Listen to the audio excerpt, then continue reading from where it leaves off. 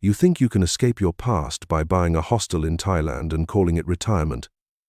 But some secrets don't stay buried, especially when the woman you love carries them like grenades with missing pins. I learned that peace isn't something you can purchase with your pension fund. It's something that gets ripped away the moment her ex-boyfriend shows up at your door with a bloody shirt and a story that changes everything you thought you knew about the woman sharing your bed. This story was shared with us by one of our longtime viewers. He asked us not to share his name, but he wanted his experience heard. If our stories resonate with you, don't forget to like, comment, and tell us where you're watching from. I was 53 when I bought that hostel in Pac Cret. 53, and tired of everything back home in Ohio. The divorce papers were still fresh, my rental properties were bleeding money, and every morning I woke up wondering if this was all there was. Then I saw the listing online.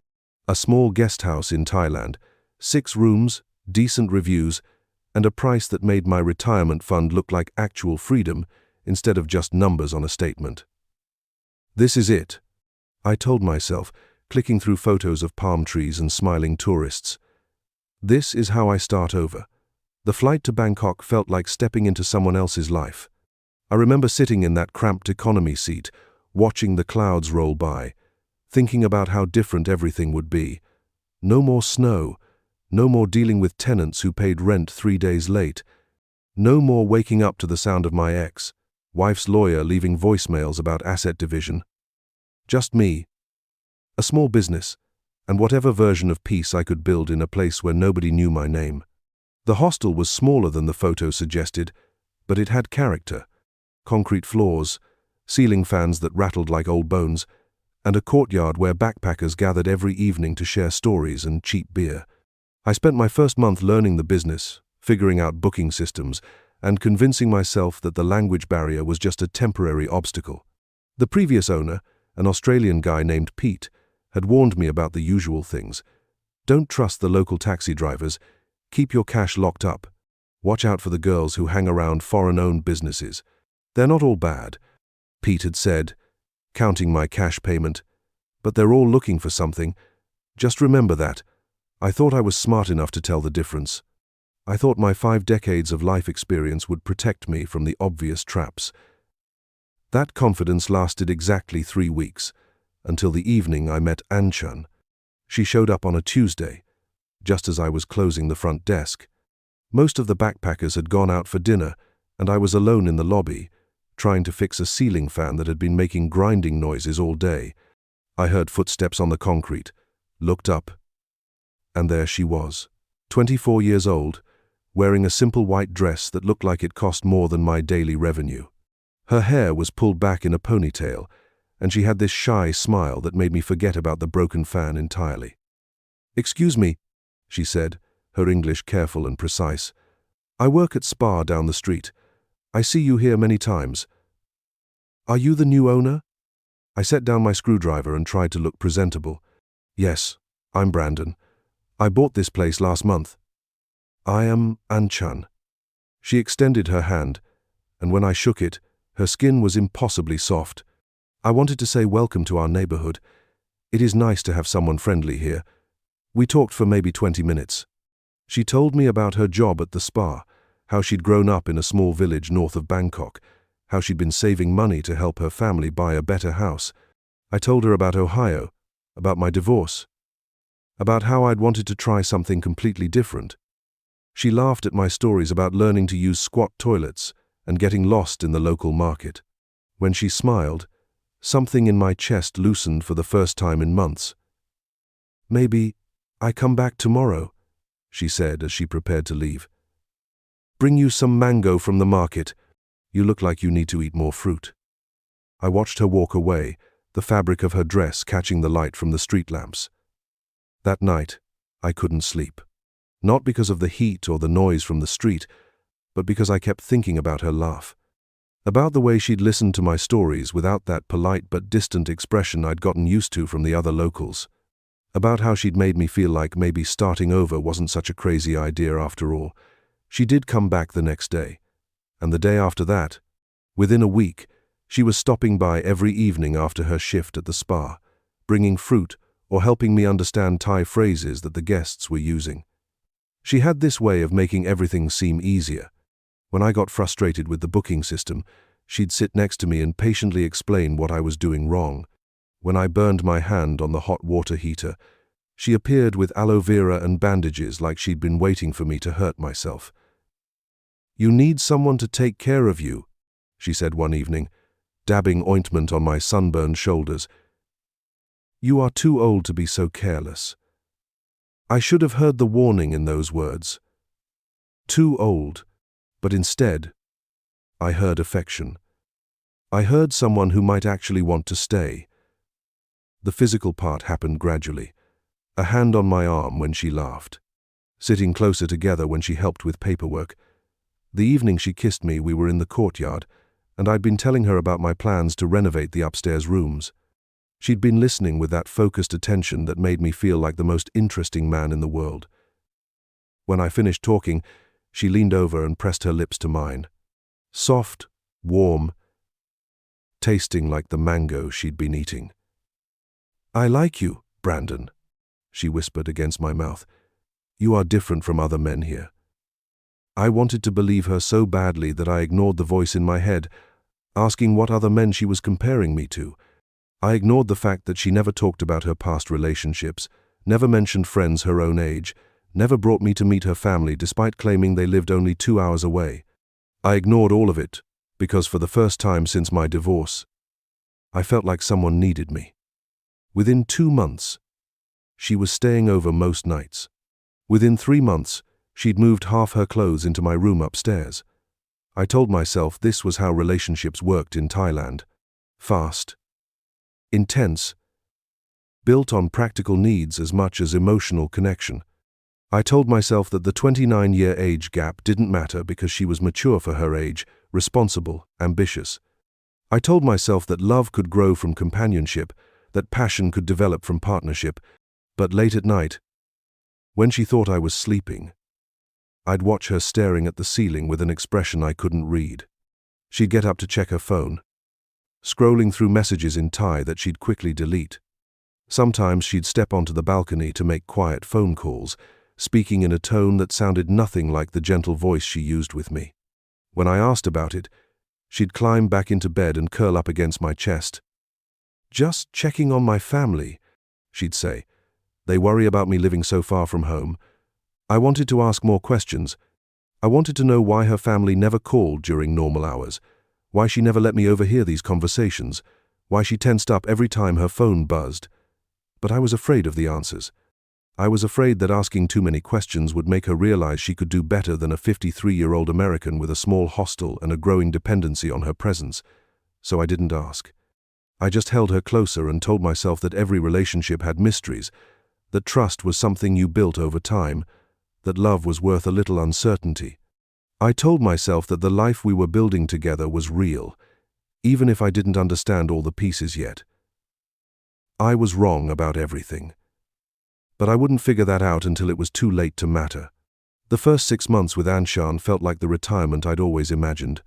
She'd arrive at the hostel around 6 each evening, still wearing her spa uniform, smelling like eucalyptus oil and something floral I could never identify.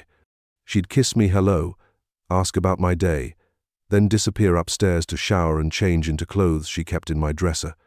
By the time she came back down, I'd usually have closed the front desk, and we'd spend the evening together, talking with guests or planning improvements to the hostel.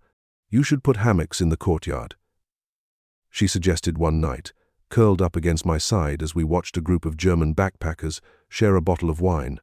"People like to relax outside, but the plastic chairs are not comfortable." I ordered the hammocks the next day. When guests started leaving better reviews mentioning how peaceful the courtyard was, I felt like we were building something real together. A life, a business, a future that made sense. But Anchan's stories about her past kept shifting in small ways that I pretended not to notice.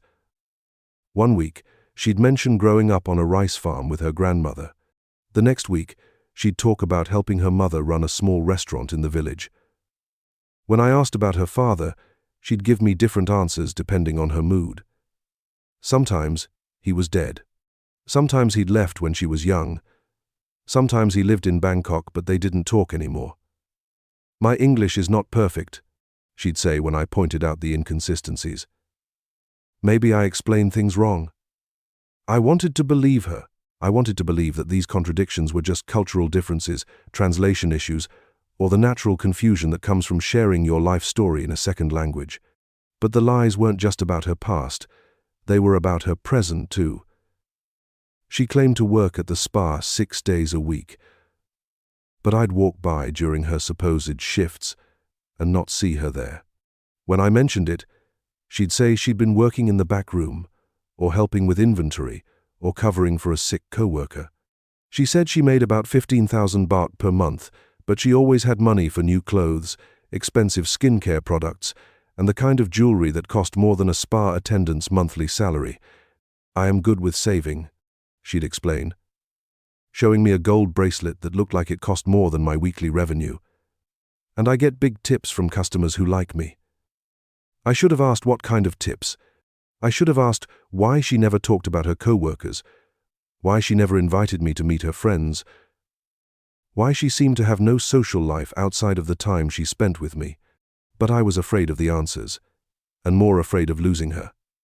The truth was, I needed her more than she needed me. She made my retirement feel less like exile and more like adventure. When she wasn't there, the hostel felt empty and my life felt pointless. I'd find myself checking the time constantly, waiting for 6 o'clock when she'd walk through the door and make everything feel normal again. I'd started organizing my entire day around her schedule, making sure I was free when she arrived, planning activities I thought she'd enjoy, buying groceries she'd mentioned liking. "You are so sweet to me," she'd say, but there was something in her tone that didn't match her words, a distance that made me feel like I was performing instead of just being. 3 months into our relationship, she started staying overnight regularly. She'd pack a small bag with toiletries and a change of clothes, then settle into my room upstairs like she belonged there. I loved having her there. I loved waking up next to her, loved watching her get ready for work, loved the way she'd kiss me goodbye and promise to come back that evening. But even when she was physically present, she felt emotionally unavailable. She'd respond to my questions with short answers, change the subject when I asked about her family, and spend a lot of time on her phone, scrolling through messages in Thai that she'd quickly close if I got too close. "Who are you texting?" I asked one morning, watching her type rapidly on her phone while I made coffee. "My sister," she said without looking up. "She has problems with her boyfriend." It was always her sister with boyfriend problems, her sister with money troubles, her sister who needed advice about work. I started to wonder if this sister actually existed, or if she was just a convenient excuse for all the secretive phone calls and urgent text messages. 4 months in, Anchan started leaving some of her belongings at the hostel. A few dresses in my closet, shampoo in my bathroom, a pair of sandals by the door. I took this as a sign that she was getting more comfortable, that maybe she was starting to see us as a real couple instead of just a convenient arrangement.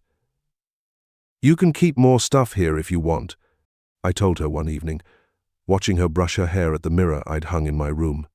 I cleared out some drawer space. She smiled at me in the reflection, but it didn't reach her eyes. "That is very kind, but I do not want to be burden." "You're not a burden, you're my girlfriend." She turned around and kissed me, but there was something desperate about it, like she was trying to convince herself as much as me. By month 5, she was essentially living at the hostel. She'd go to work in the morning, come back in the evening, and stay until the next morning. We'd fallen into a routine that felt domestic and comfortable. She'd help me with the daily tasks, greeting guests, handling minor complaints, making sure the common areas stayed clean. The backpackers loved her. She had this way of making everyone feel welcome, of remembering details about where people were from and what they were planning to do. "You two are so cute together," a British girl told me one evening, watching Anchan help a confused German guy figure out the bus schedule to the islands. "She's like the perfect hostel wife." I liked that phrase, hostel wife. It made what we had sound official, permanent, real. But Anchan's phone calls were becoming more frequent and more secretive. She'd get a call, glance at the screen, and immediately step outside to answer it. Sometimes she'd be gone for an hour, pacing in the courtyard and speaking in rapid Thai. When she came back inside, she'd be quiet and distracted, giving me half-hearted answers to my questions about dinner or plans for the weekend. "Everything okay?" I'd ask. "Yes, just family drama," she'd say, but her hands would be shaking as she lit a cigarette. I didn't know she smoked until month 6. I came back from the market one afternoon to find her sitting on the front steps, cigarette between her fingers, staring at nothing. She looked up when she saw me, stubbed out the cigarette, and tried to smile. "I did not know you smoked," I said, sitting down beside her. "Only when I am stressed," she said. "I quit many times, but sometimes I need it." "What are you stressed about?" She was quiet for a long moment, picking at the filter of the cigarette. "Life is complicated sometimes, more complicated than I want it to be." I waited for her to explain, but she didn't. Instead, she stood up, kissed the top of my head, and went inside to start dinner. I sat there for a while, smelling the lingering smoke and trying to figure out what I wasn't understanding about the woman I thought I was falling in love with. That night, she cried in her sleep. Not loud sobs, just quiet tears that soaked into the pillow. When I tried to wake her, she pushed me away and rolled over, muttering something in Thai that sounded like an apology. I should have demanded answers. I should have insisted on meeting her family, visiting her workplace, understanding what was making her so unhappy. But I was afraid that pushing too hard would make her leave, and I couldn't imagine my life without her anymore. So I told myself that everyone had private struggles, that love meant giving someone space to work through their problems, that patience was more important than curiosity. I was wrong about that too, but I wouldn't realize how wrong until her problems became my problems, and by then it was too late to walk away. The calls started getting worse in month 7, not just more frequent, but more urgent. Anchan would be laughing at something on television, relaxed and happy, and then her phone would ring. She'd glance at the screen, and her entire body would go rigid. She'd answer with a tentative, "Hello?" and then immediately switch to Thai, her voice dropping to a whisper as she hurried outside. I started timing these calls. 20 minutes, 45 minutes, sometimes over an hour. I'd watch her through the window, pacing back and forth in the courtyard, her free hand gesturing wildly as she spoke. Sometimes she'd stop walking and just stand there, head down, listening to whoever was on the other end. When she came back inside, she'd be pale and shaky, like she'd just received bad news. "Sister problems again?" I'd ask, trying to keep my voice casual. "Yes," she'd say, but she wouldn't look at me. Always something with her. I started paying attention to when these calls came. Always after 10 p.m., always lasting at least 20 minutes, always leaving Anchan upset and distracted. I started wondering what kind of sister called so late, so often, with problems that seemed to get worse instead of better. One night, I decided to listen. I waited until Anchan stepped outside to take a call. Then I crept to the window and pressed my ear to the glass. I couldn't understand the words, but I could hear the tone. It wasn't the voice of someone comforting a troubled sibling. It was the voice of someone who was afraid. "Please," I heard her say in English, and then something in Thai that sounded like begging. "I cannot do this anymore." There was a long pause, where she was just listening. Then she started crying. Not the quiet tears I'd seen before, but real sobs that made my chest tight with worry. "I know," she said finally. "I know what you will do. Just give me more time." When she came back inside, I pretended to be reading. She sat down next to me on the bed, and I could feel her trying to compose herself. "Bad news?" I asked, closing my book. "My sister is having money problems," she said, her voice steady but her hands still shaking. "She might lose her job." I wanted to ask why her sister's employment issues required hour-long phone calls at midnight. I wanted to ask why these conversations always made Anchan cry. I wanted to ask who was threatening to do what if she didn't get more time. But I was afraid of the answers. Instead, I put my arm around her and pulled her closer.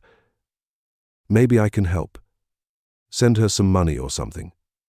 Anchan went completely still. What do you mean? I mean, if it's just money, I can spare a few thousand baht. Help her out until she finds another job. No, Anchan said quickly. No, that is not necessary. She will figure it out. It's not a problem. I'd be happy to help your family. I said no.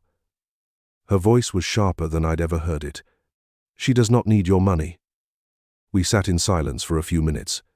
I could feel her tension, the way her body was coiled like she was ready to run. Finally, she turned to face me. Brandon, she said, her voice soft again. There are things about my life that are difficult to explain. Things I do not want you to worry about. I'm already worried about you. I know, but some problems cannot be fixed with money. Some problems just need time. What kind of problems? She was quiet for so long that I thought she might not answer. Then she leaned over and kissed me, deep and desperate. I love you, she said against my mouth. I do not want to lose you. It was the first time she'd said she loved me. I should have been happy. Instead, I felt like she was saying goodbye. The next morning, I decided to walk by the spa where she worked. I'd never actually seen her there, and I was starting to wonder if she really worked there at all. The spa was a small place wedged between a laundry service and a restaurant, with a hand-painted sign in Thai and English advertising traditional massages. I pushed through the door and was greeted by a woman in her 40s, wearing a traditional Thai dress. She smiled politely and asked if I wanted to book a massage. I'm looking for Anchan, I said. She works here. The woman's expression changed slightly. Anchan? I do not know Anchan. She's about 24. Long black hair, works here 6 days a week. I am sorry, but no one by that name works here. I felt like the floor had dropped out from under me. Are you sure? Maybe she uses a different name? The woman's smile became more forced. I am the owner. I know all my employees. There is no Anchan here. I walked home in a daze. If Anchan didn't work at the spa, where did she go every day? Where was she getting money for her nice clothes and expensive jewelry? What was she doing during the hours when she claimed to be giving massages to tourists? That evening, I confronted her as gently as I could. I stopped by your spa today, I said while she was making dinner. The owner said she doesn't know anyone named Anchan. Anchan's hand froze on the knife she was using to cut vegetables. For a moment, she didn't say anything. Then she set down the knife and turned to face me. I do not work there anymore, she said. Since when? Since last month. I quit. Why didn't you tell me? I was embarrassed. I had problems with my boss. He was not a good man. What kind of problems? She looked away. He wanted me to do things that were not part of my job. When I refused, he fired me. What have you been doing for work? I have been looking for something new. And I have some savings. I wanted to believe her. I wanted to accept this explanation and move on. But too many things didn't add up. If she'd been fired last month, why was she still leaving every morning at the same time? Why was she still coming home with money for groceries and new clothes? Why had she lied about working there in the first place? Anchan, I said carefully, I need you to be honest with me. Where have you been going every day? She stared at me for a long moment, and I could see her calculating something. Finally, she sighed. I have been working at a different place. A bar in the city. I did not tell you because I knew you would not like it. What kind of bar? Just a bar. I serve drinks, talk to customers. It is not what you think. But I was thinking a lot of things, and none of them were good. I was thinking about the expensive clothes, the secretive phone calls, the way she tensed up whenever I asked about her work. I was thinking about how naive I'd been to believe that a 24-year-old woman would be interested in a 53-year-old foreigner just because he was kind to her. "I want to see where you work," I said. "No," she said quickly. "It is not a place for you." "Why not?" "Because it is not a place for good men like you. It is a place for men who want different things." The conversation ended there, but I couldn't stop thinking about it. That night, I lay awake listening to her breathe, trying to figure out what I'd gotten myself into. I thought about the bar work she'd admitted to, the phone calls that made her cry, the way she'd said she loved me like she was running out of time. I thought about how much I'd invested in this relationship, emotionally and financially. I thought about how empty my life would be without her. I thought about how much I wanted to believe that whatever she was hiding, it wasn't as bad as my imagination was making it.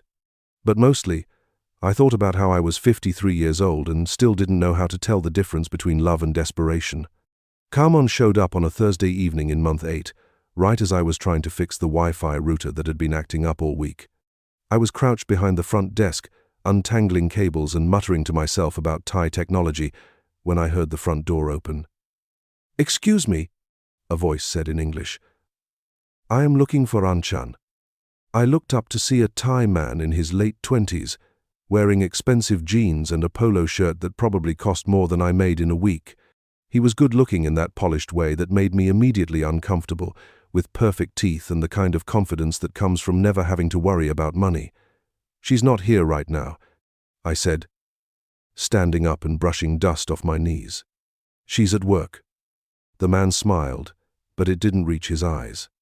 "I am Kaman. I am her cousin from Bangkok. She told me I could stay here for a few days." I had never heard Anchan mention a cousin named Kaman. I had never heard her mention any family members by name, actually.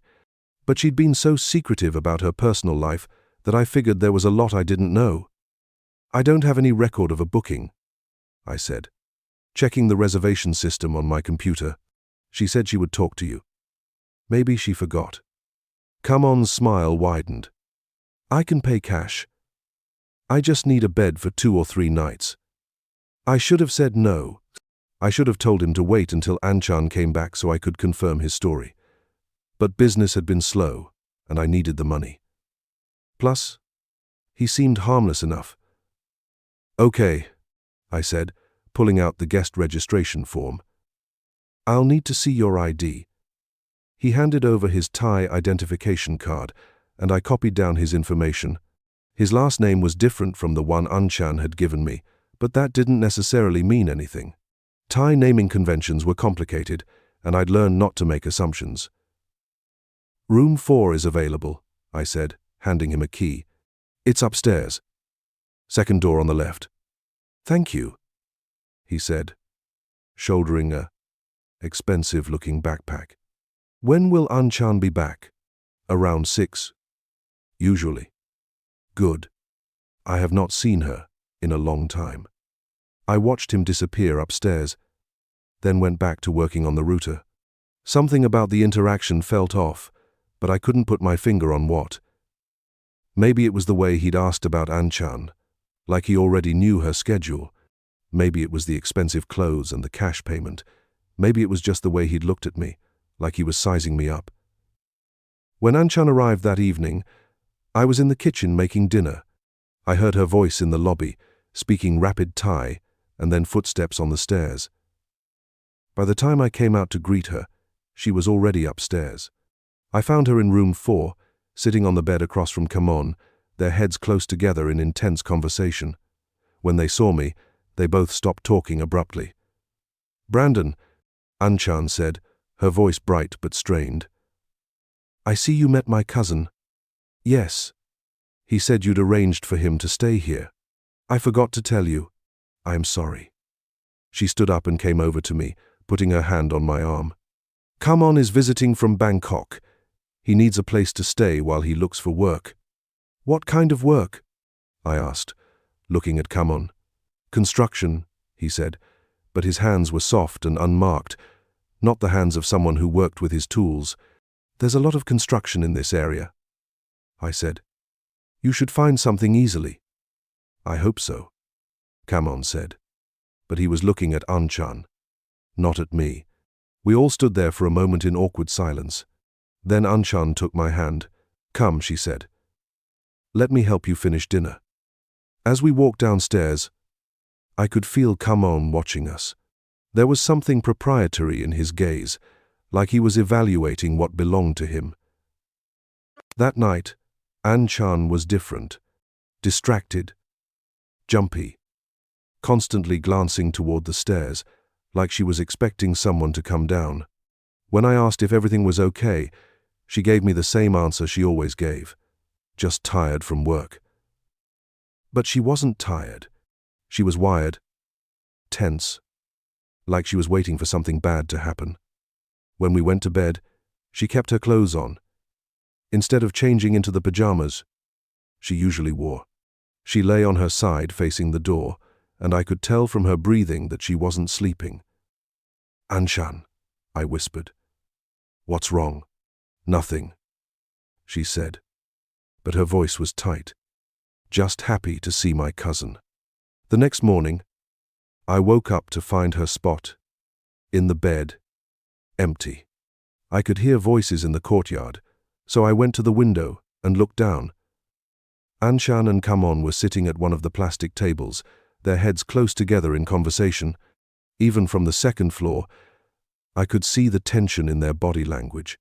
I couldn't hear what they were saying, but I could see Anchan shaking her head, her hands moving in what looked like pleading gestures. Kaman was leaning back in his chair, relaxed and confident, like he held all the cards in whatever game they were playing. Then, Anchan stood up abruptly, said something sharp in Thai, and walked away. Kaman watched her go, then looked up at my window. Even from that distance, I could see him smile. Over the next 2 days, I watched Kaman move through my hostel like he owned it. He'd sit in the lobby for hours, not looking for work like he'd claimed, but making phone calls and meeting with people who definitely weren't job interviewers. Men on motorcycles would pull up, talk to him for a few minutes, and then leave. He'd disappear for hours at a time, then return with shopping bags full of clothes and electronics. Business is good, he told me one evening, showing off a new gold watch. I found some opportunities. I thought you were looking for construction work. I found something better. Anchan was becoming more nervous by the day.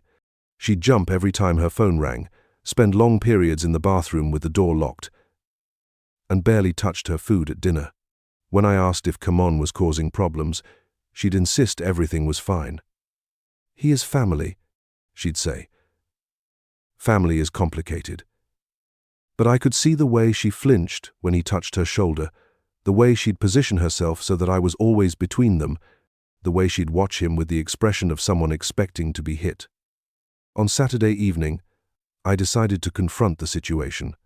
I found Kaman in the courtyard, counting a stack of bills that looked like more money than most people made in a month.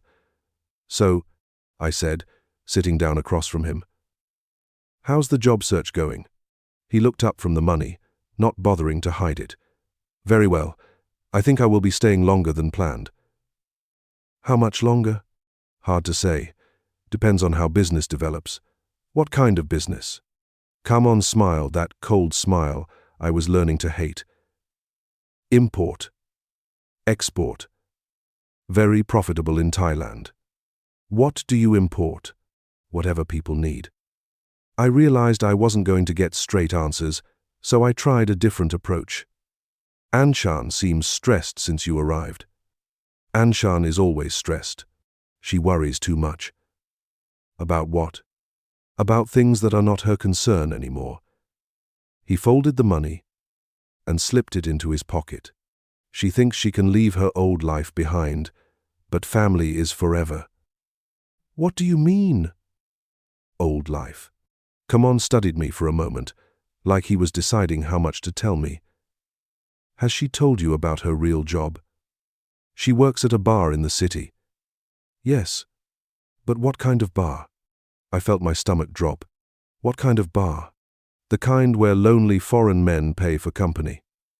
Kaman's smile widened. The kind where girls like Anchan make very good money being very friendly. I wanted to hit him.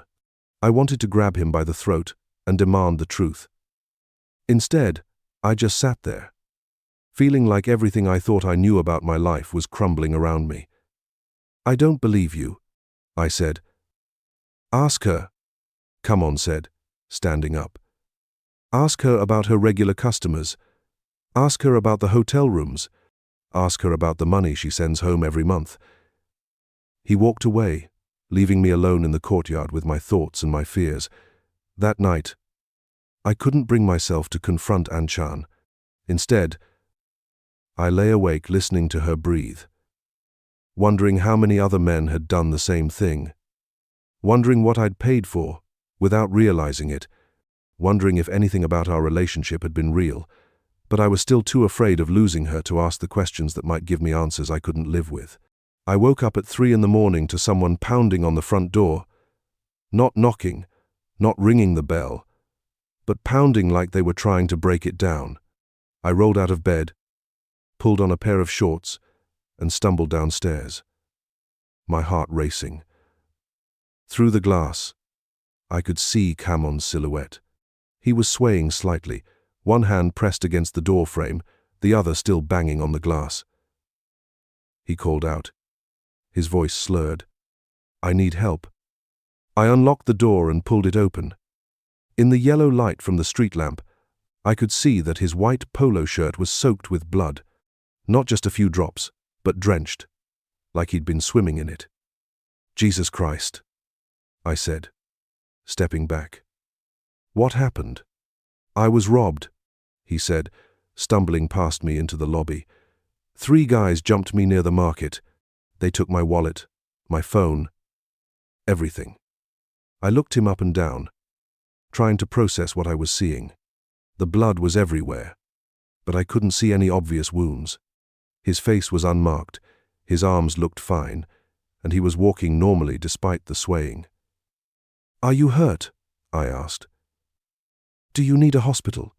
No hospital, he said quickly. Just need to clean up. Can I use your shower? Before I could answer, I heard footsteps on the stairs. Anchan appeared, wearing one of my t-shirts and a pair of shorts, her hair messy from sleep. When she saw Kaman, her face went white. They immediately started talking in rapid Thai, their voices low and urgent. I caught a few words I recognized, but they were speaking too fast for me to follow. What I could understand was the tone. This wasn't a conversation between a cousin and his concerned relative. This was something else entirely. What's going on? I asked, but they ignored me, still talking over each other in whispers.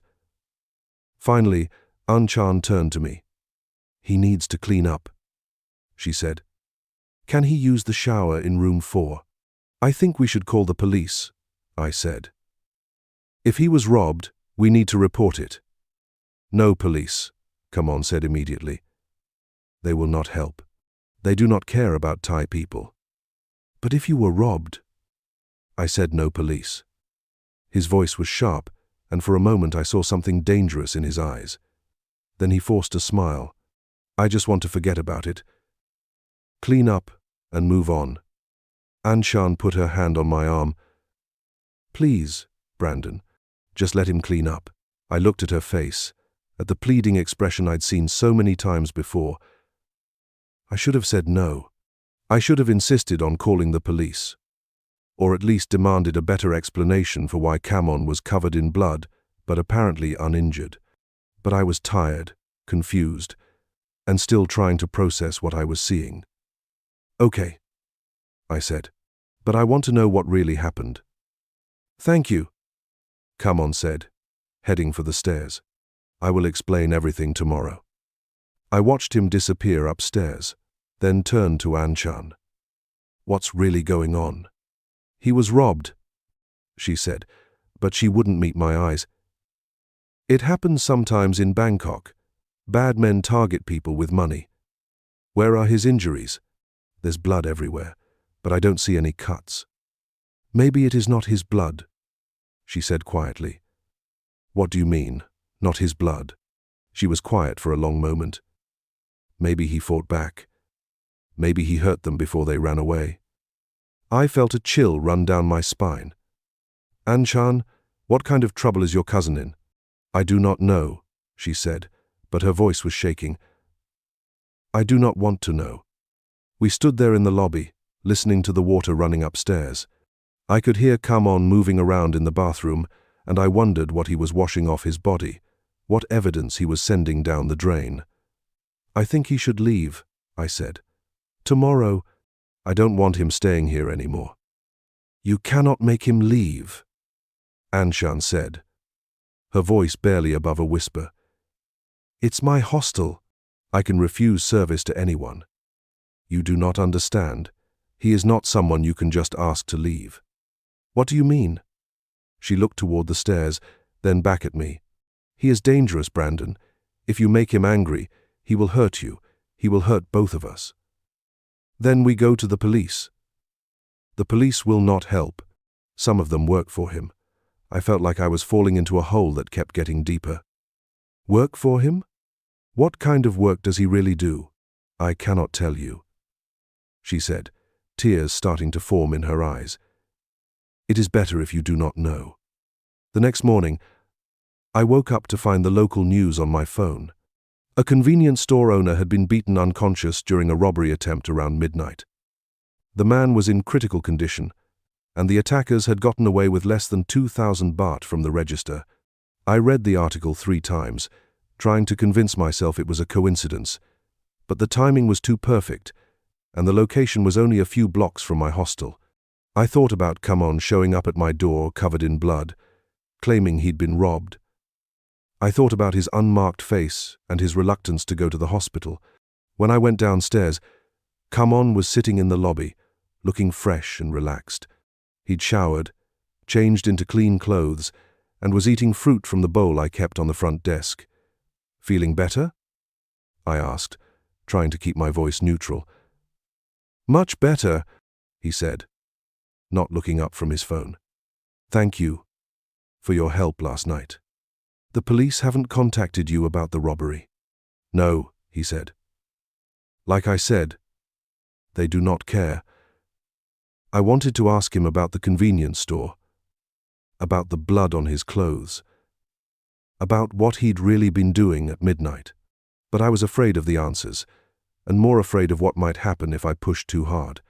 Instead, I went about my normal routine, checking guests in and out, answering emails, trying to pretend that everything was normal. But I couldn't stop thinking about the news article, about the store owner fighting for his life in the hospital, about the blood that had been on Kaman's shirt. That afternoon, while Kaman was out, I confronted Anchan. I need to know the truth, I said, about Kaman, about what he does, about what you're involved in. She was folding laundry in my room, moving slowly and carefully like she was trying to buy time. I told you, he is my cousin. Stop lying to me, I said, more harshly than I'd intended. A man was beaten nearly to death last night, and your cousin shows up at my door covered in blood. That's not a coincidence. She stopped folding and sat down on the bed, her hands shaking. I cannot tell you, she said. If I tell you, he will kill me. Kill you? Anchan, what the hell is going on? She looked up at me, and I saw real terror in her eyes. Kaman is not my cousin, she said. He is my ex-boyfriend, and he is very dangerous. Ex-boyfriend? Why did you lie? Because I was trying to protect you. When he found out about you, about us, he became angry. He said if I did not help him, he would hurt you. Help him with what? He launders money through different businesses, bars, restaurants, massage parlors. He wanted to use your hostel too. I felt sick. Use it how? Fake bookings, ghost customers who pay in cash but never stay here. The money comes from drugs, from robberies, from other bad things. And you agreed to this? I had no choice, she said, tears streaming down her face. He said if I did not help him, he would tell you about my real job, about what I used to do before I met you. What did you used to do? She was quiet for a long moment. I worked in a bar, where men pay for company.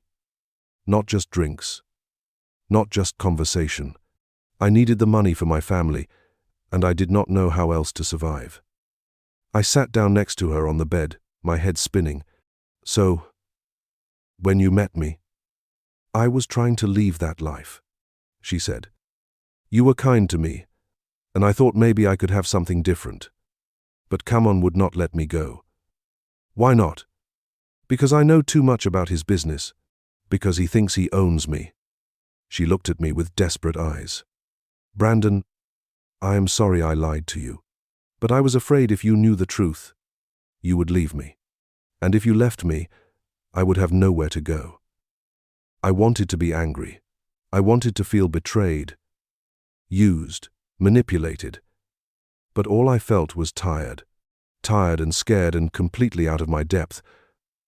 What happens now? I asked. Now we do what he says, she said. We help him clean his money. We do not ask questions. And we hope he gets bored and goes away.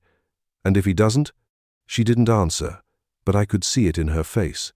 If he didn't get bored, if he didn't go away, then we were trapped. All of us. That night, I lay awake listening to Anchan breathe, wondering how I'd gotten myself into this situation. I thought about my quiet life in Ohio, my boring rental properties, my predictable divorce settlement. I thought about how I'd wanted adventure, how I'd thought I could handle whatever Thailand threw at me. But I wasn't handling it. I was drowning in it, and I didn't know how to swim to safety. The next few weeks passed in a blur of mounting dread and small compromises that felt like stepping stones to hell. Kaman settled into my hostel like he was the actual owner, treating me like hired help in my own business.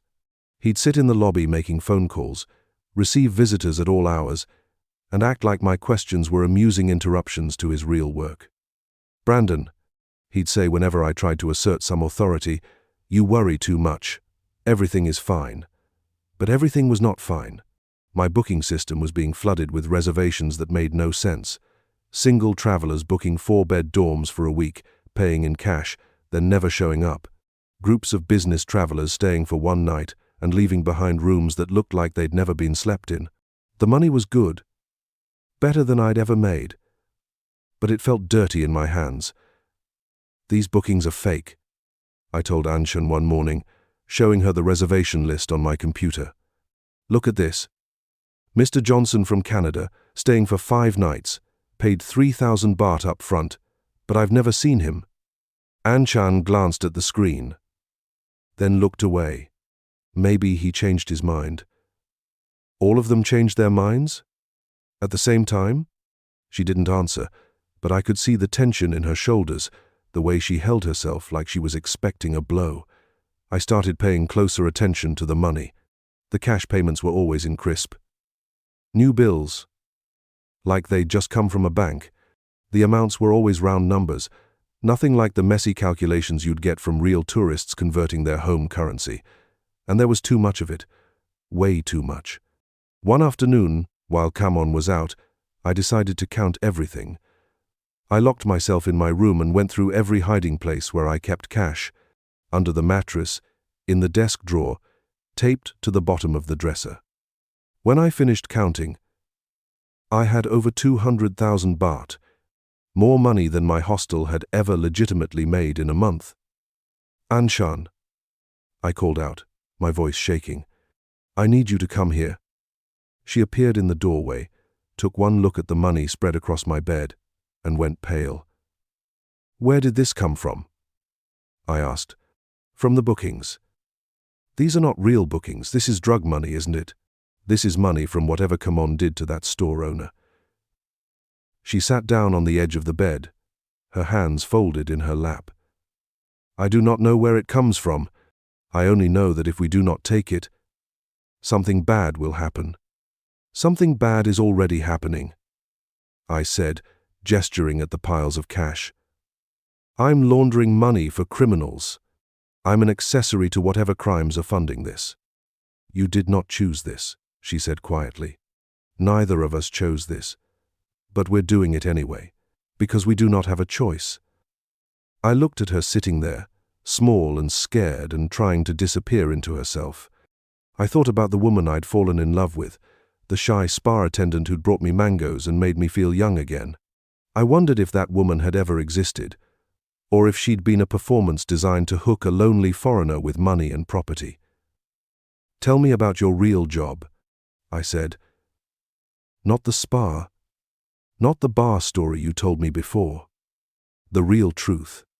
She was quiet for a long time. When she finally spoke, her voice was barely above a whisper. "I worked at a place called Paradise Club. It is a bar, but not just a bar. Foreign men come there to meet girls. They buy drinks, they pay for company, and sometimes they pay for more. More? Sometimes they pay for private time, in hotel rooms, for one night, or for a week, or for as long as they can afford." I felt like I'd been punched in the stomach. "You were a prostitute." "I was surviving," she said, her voice getting stronger. "My family had no money. My father left when I was 15. My mother was sick and could not work. I had no education, no skills, no options. The Paradise Club paid me enough to send money home and keep my family alive." "How long?" 3 years. From when I was 19 until I met you." "And Kaman?" "Kaman owned the Paradise Club. He owned me, too, in a way. He decided which customers I had to see, how much I charged, how much I could keep. He said I was his best girl because I could speak English and I was good at making foreign men feel special." I thought about all the times she'd made me feel special. All the conversations where she'd listened to my stories with such focused attention. I wondered how much of it had been real and how much had been professional training. "When did you decide to leave?" "When I met you.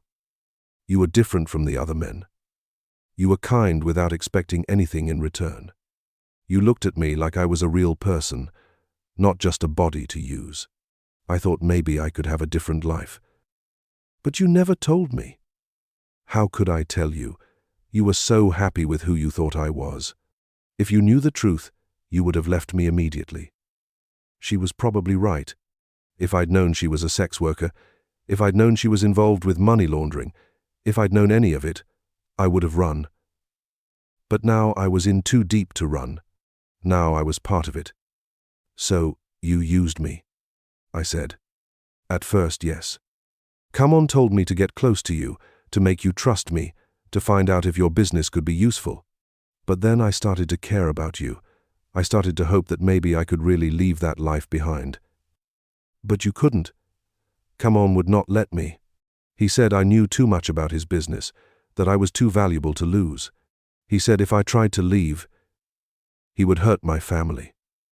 I looked at the money on my bed, at the woman sitting next to me, at the life I'd thought I was building. Everything was built on lies, but the consequences were real. If I tried to walk away now, what would happen to Anchan? What would happen to me? "What does he want from us?" I asked. "He wants to use your hostel to clean money. The fake bookings are just the beginning. Soon he will want to use your business account, your tax records, your reputation. He will make it look like you are making legal money, when really you are helping him hide illegal money. And if I refuse, he will hurt you. He will hurt me. He will burn down your hostel and make it look like an accident." "How do you know?" "Because I have seen him do it before, to other people who tried to say no. I felt trapped in a nightmare that kept getting worse. Every choice I'd made had led me deeper into this mess, and now I couldn't see a way out that didn't end in violence. "I should go to the police," I said. "Some of the police work for him. The ones who do not work for him are too scared to act. You cannot trust anyone in authority here." "So what do?" "We survive," she said. "We do what he says. We take his money, and we hope he gets bored and finds someone else to use." "And if he doesn't get bored?" She didn't answer, but I could see it in her eyes. If he didn't get bored, we were trapped forever, or until someone ended up dead. That night, I couldn't sleep. I kept thinking about the money under my mattress, about the fake bookings in my computer, about the convenience store owner who was still in the hospital. I thought about how I'd wanted to retire in peace, how I'd thought I could buy a simple life in a foreign country. But peace, I was learning, wasn't something you could buy. It was something that could be taken away in the middle of the night by a man covered in blood, asking for help you couldn't refuse.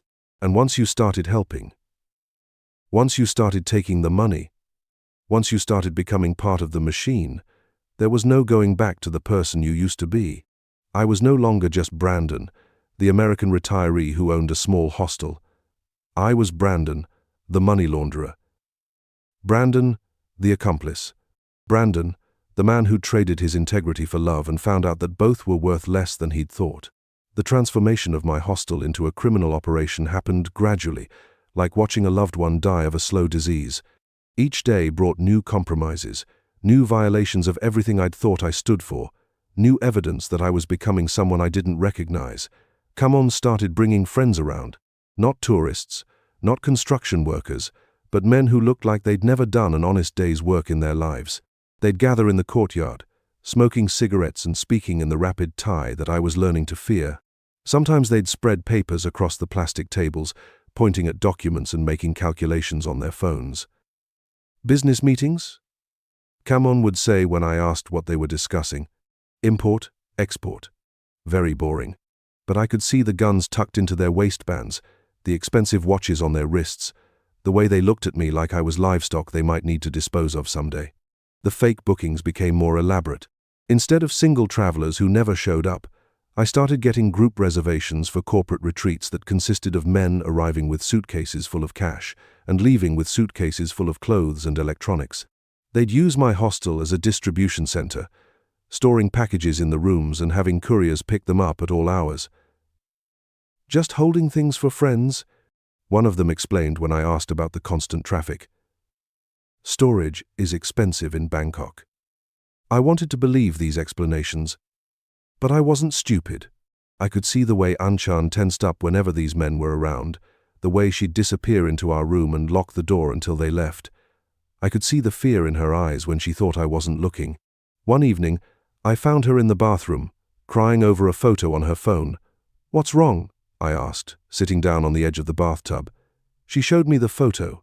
It was a young woman, maybe 25, with long black hair and a bright smile. She was wearing a red dress and standing in front of what looked like a nightclub.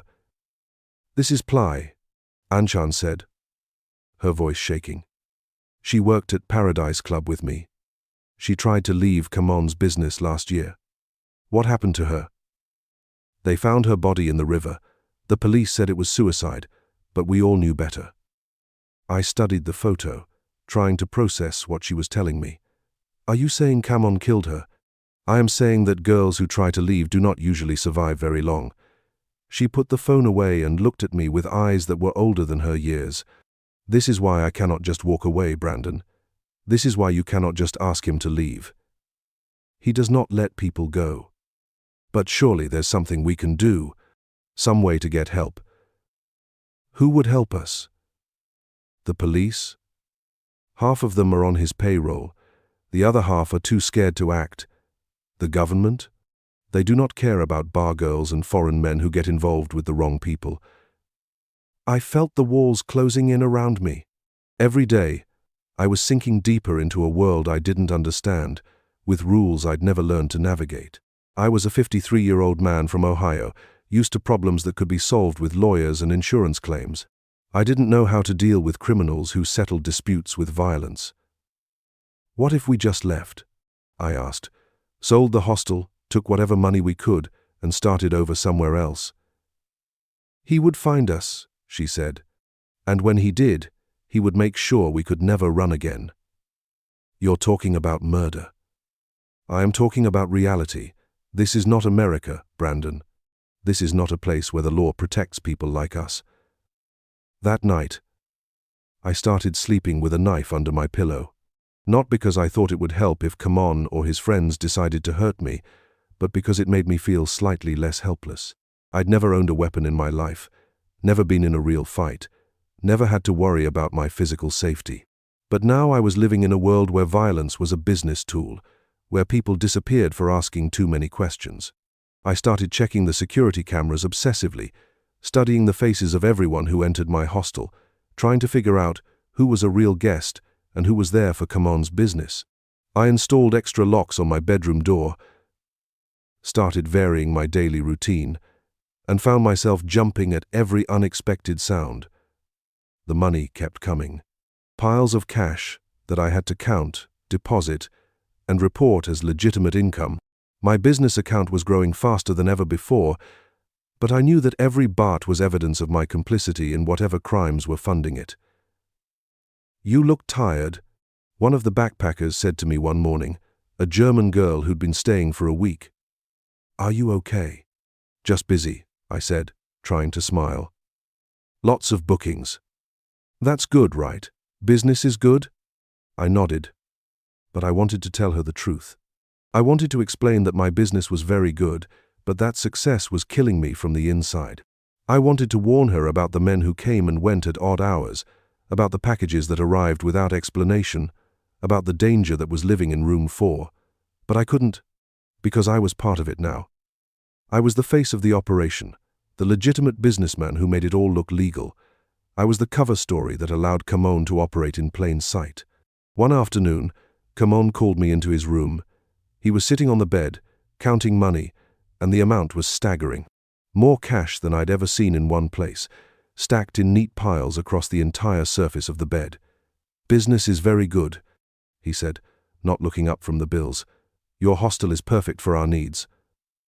"What needs, exactly?"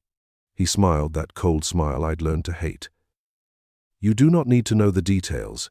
You just need to keep doing what you are doing." "And what am I doing?" "You are being a good businessman, taking bookings, accepting payments, providing excellent customer service." "These aren't customers. These are criminals." "Everyone is a criminal, Brandon. Some people just have not been caught yet." I felt sick. I didn't sign up for this. "You signed up for it when you decided to fuck my girl," he said, his voice suddenly hard. "You signed up for it when you decided to play house with someone who belongs to me. Anchan doesn't belong to you. Anchan belongs to whoever can protect her. Right now, that is me. If you want to keep her safe, you will continue to be a good businessman. And if I refuse," he stopped counting and looked at me directly, "then you will learn what happened to the last person who refused to help me." "What happened to them?" "They had an accident. Very sad. Very final." I left his room on shaking legs, understanding finally that I wasn't just laundering money. I was a hostage in my own business, a prisoner in the life I'd thought I was building, and the woman I'd fallen in love with was both my fellow prisoner and the chain that bound me to my captor. That night, I asked Anchan the question I'd been avoiding. "Do you love me?" She was quiet for a long time. "I care about you," she said finally. "More than I have ever cared about any man." "That's not what I asked." "Love is complicated when you are trying to survive." "So you don't love me?" "I love that. You are kind to me. I love that you make me feel safe. I love that you see me as more than just a body to use. But I do not know if that is the same as loving you." It wasn't the same, and we both knew it. But it was honest, which was more than I'd gotten from her in months. "What happens to us?" I asked. "We survive," she said. "We do what we have to do, and we survive." But I was starting to wonder if survival was enough. I was starting to wonder if the price of staying alive was worth paying if it meant becoming someone I couldn't live with. The argument started over something stupid. I'd found another bundle of cash hidden in the bathroom, taped under the sink where I kept cleaning supplies. When I confronted Anchan about it, she gave me the same tired explanation about guest payments and business expenses. "Stop lying to me," I said, holding up the money. "Just once, tell me the truth about what's happening in my own hostel." "I am trying to protect you," she said. But her voice was strained, like she was tired of her own lies. "Protect me from what? From the truth? From knowing that I'm a criminal now? From knowing things that will get you killed? I already know enough to get killed. I know about the money laundering, the fake bookings, the meetings in my courtyard. What else is there?" She looked at me for a long moment, and I could see her making a decision. You want the truth? Fine. Kaman does not just launder money. He runs girls. He brings them from villages, promises them jobs in the city, then forces them to work in bars and massage parlors. The money you are cleaning comes from selling women. I felt like I'd been hit by a truck. Human trafficking? Some of the girls are willing, like I was. They need money, and they choose this work. But some are not willing. Some are trapped, like I am trapped now. And you helped him? I recruited girls sometimes. I would go to villages, find girls who needed money, tell them about opportunities in Bangkok. I told myself I was helping them, giving them chances they would not have otherwise. But you were feeding them to a predator. Yes, she said, tears starting to flow. I was feeding them to a predator. And now, I am feeding you to the same predator. I sat down on the bed, my head spinning. How many girls? I do not know. Dozens, maybe hundreds over the years. Where are they now? Some escaped. Some found customers who married them or took them away. Some died from drugs or violence or disease. Some just disappeared. I thought about all the young women I'd seen coming and going from my hostel, all the guests who stayed for one night and left looking damaged. I thought about the late-night conversations in Thai that I'd chosen not to understand, the tears I'd seen and ignored, the fear I'd dismissed as cultural differences. I'm part of it now, I said. I'm helping him destroy lives. You did not choose this. I chose to ignore the signs. I chose to believe your lies because they were easier than the truth. I chose to take the money because it made me feel successful. You fell in love. People do stupid things when they fall in love. Did I fall in love? Or did I fall in love with an illusion you created to trap me? She was quiet for a long time. When she finally spoke, her voice was barely above a whisper. Both. I created an illusion, but I also started to believe in it. I started to hope that maybe I could become the person you thought I was. But you never loved me. I loved the idea of being loved by someone like you. I loved the idea of having a different life. But I never loved you, Brandon. I do not even know who you really are. It was like being stabbed, but it was also a relief. After months of wondering, of questioning every interaction, of trying to figure out what was real, I finally had my answer. Nothing was real. It was all a performance, a long con designed to turn me into an accomplice. So what was the plan? I asked. How long were you supposed to keep me hooked? Until Kaman did not need you anymore? Until he found a better business to use? Or until you became too much of a liability? And then you would have an accident, like the others. I felt cold all over. You were going to help him kill me. I was going to try to save you. I was going to try to convince him to let you go. To let us both go. But I do not think he will let that happen. Why not? Because you know too much now. Because you are part of the operation. Because letting you go would be bad for business. We sat in silence for a while, both of us staring at the money on the bed. I thought about how excited I'd been when I first bought the hostel, how optimistic I'd felt about starting over. I thought about the man I'd been 6 months ago, naive and lonely but fundamentally decent. I wondered if that person still existed somewhere inside me, or if he'd been completely consumed by the criminal I'd become. There's something else, Anchan said. Something I need to tell you. What? Kaman wants you to do more than just clean money. He wants you to help him recruit. Recruit what? Other foreign men. Men like you, who own businesses, who have money, who can be useful. He wants you to find them and bring them to him. How? Through the hostel. Through expat groups. Through social media. He wants you to identify lonely men with resources, then introduce them to girls who will do to them what I did to you. I felt sick. He wants me to become a procurer. He wants you to become a partner, a full partner in his business. And if I refuse, then you will join the other men who refused. I realized that I'd crossed a line I couldn't uncross. I wasn't just a victim anymore, or even just an accomplice. I was being recruited to become a perpetrator, someone who would actively harm others for profit. I can't do that, I said. Then we need to find another way. What other way? I do not know. But we need to find it quickly, because Kaman is getting impatient. He wants an answer from you by the end of the week. I looked at her sitting there, tears streaming down her face, and I realized that despite everything, despite the lies and the manipulation and the complete destruction of everything I'd thought we had, I still cared about her. Not because I loved her, but because I recognized a fellow victim. We were both trapped in the same web, both facing the same impossible choice between participation and death. "What do you want to do?" I asked. "I want to run," she said. "I want to take whatever money we can carry and disappear. I want to try to find somewhere safe, even if it is just for a little while." "He'll find us." "Maybe. But maybe we can stay hidden long enough to find help. Maybe we can find someone who can protect us. And if we can't, then at least we will die as ourselves, not as the people he wants us to become." I thought about that for a long time.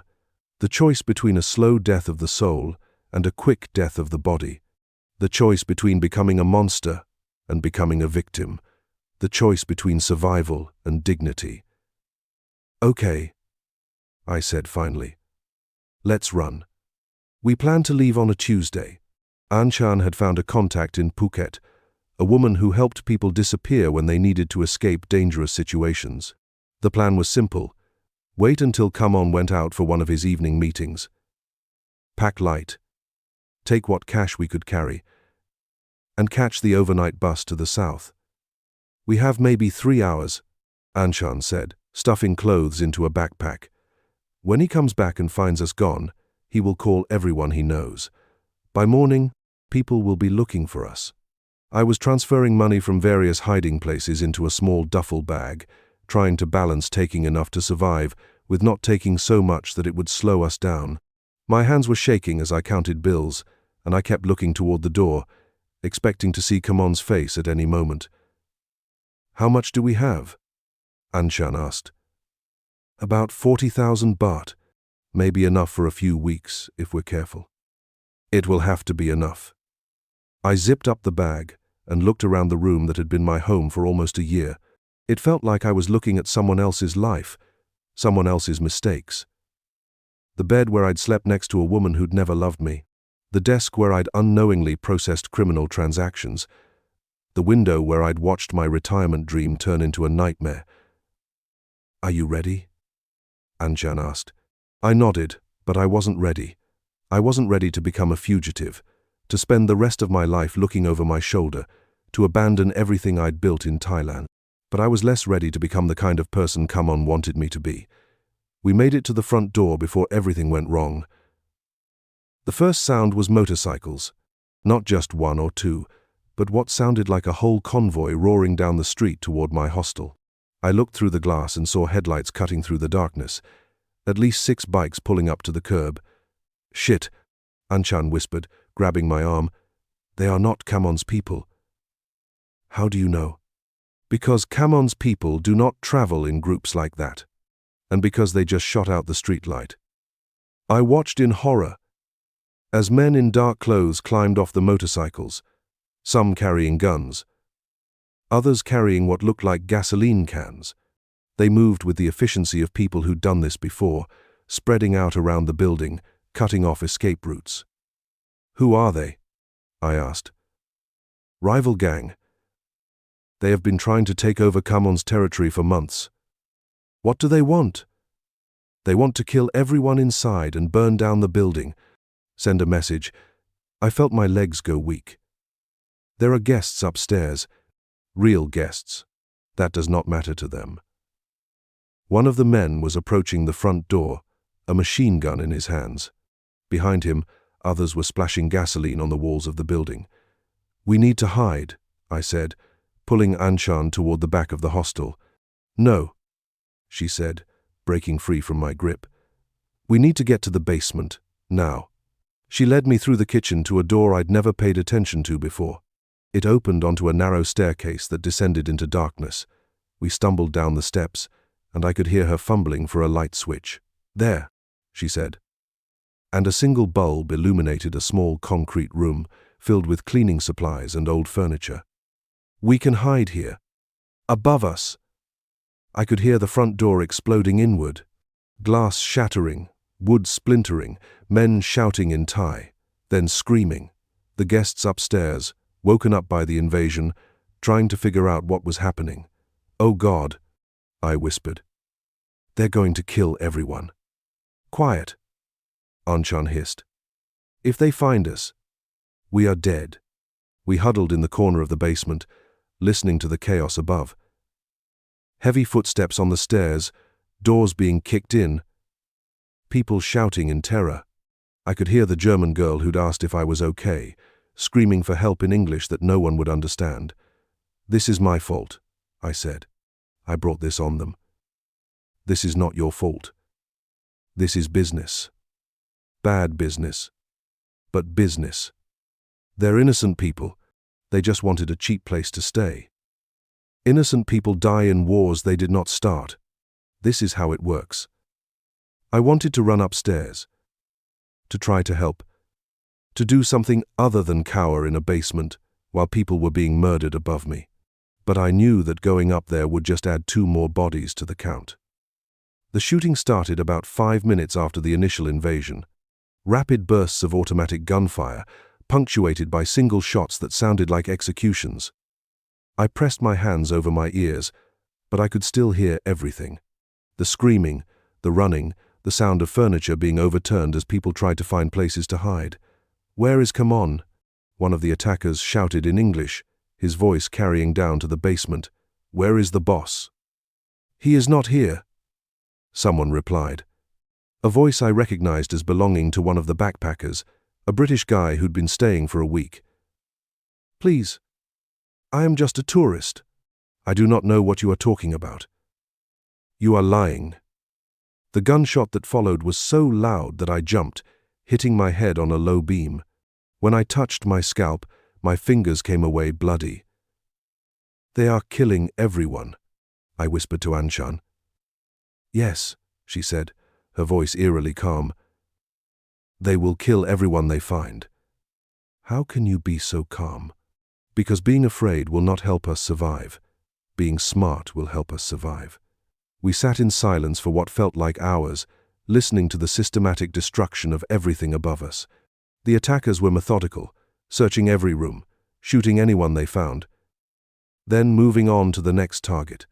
I could hear them talking to each other, coordinating their search, making sure they didn't miss anyone. "Check the kitchen," one of them said. "Already checked. Nothing." "What about the basement?" My heart stopped. Anchan grabbed my hand so tightly that her nails drew blood. "What basement?"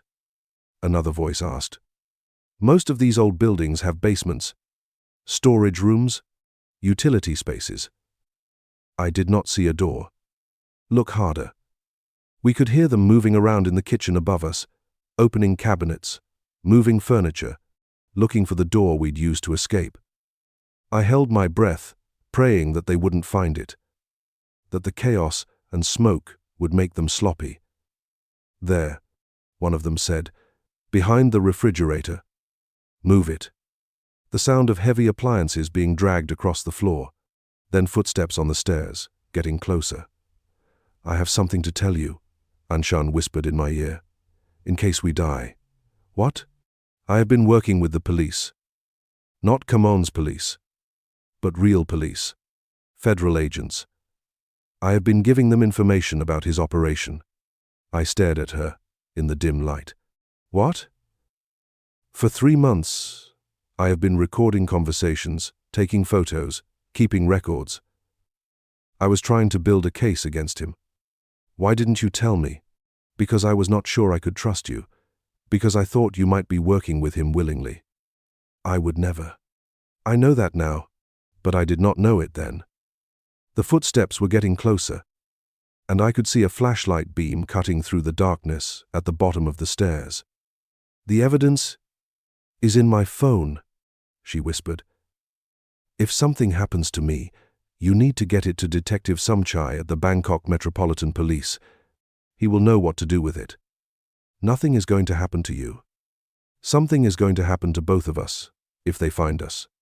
The man with the flashlight reached the bottom of the stairs and started sweeping the beam around the room. We pressed ourselves deeper into the corner, trying to become invisible, but there was nowhere to hide.